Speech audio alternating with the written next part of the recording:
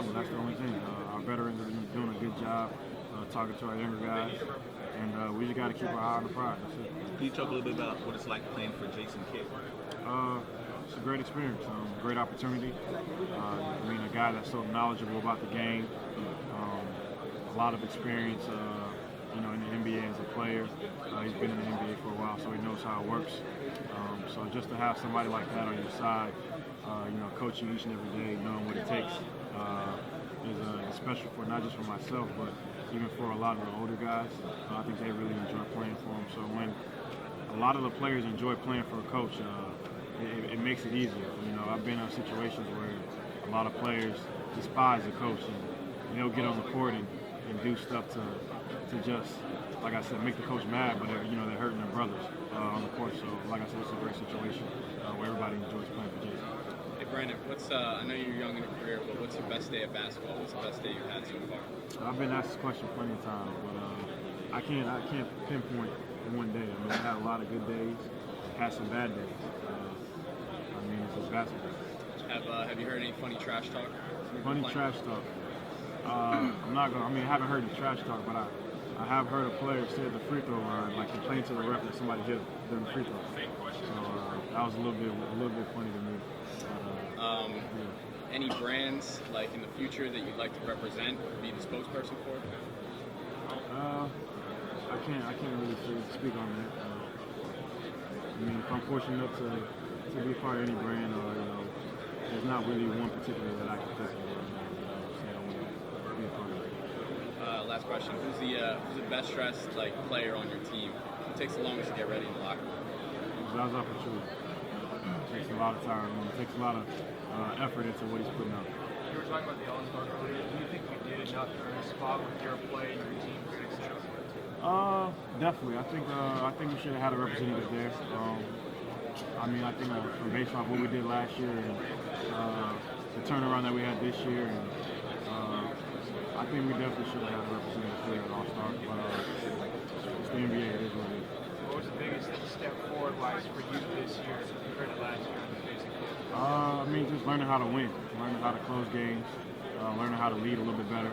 And I think he just, like I said, he shows me a lot of things, not just with basketball, but just with talking to guys, attitude, stuff like that. Just a lot of different things that a lot of coaches wouldn't, really try to teach you on. Our coaches are teachers of not just basketball, life as well, especially for a lot of young guys that we have on our team.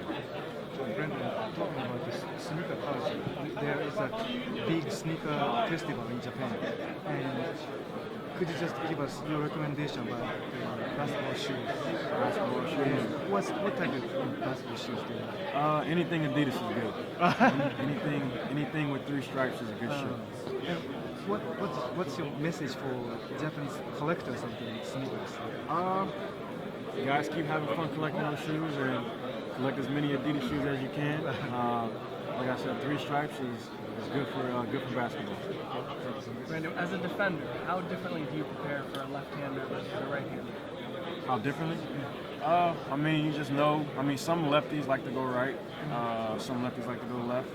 You just got to study tendencies based on the player. I don't think it really matters which hand they are.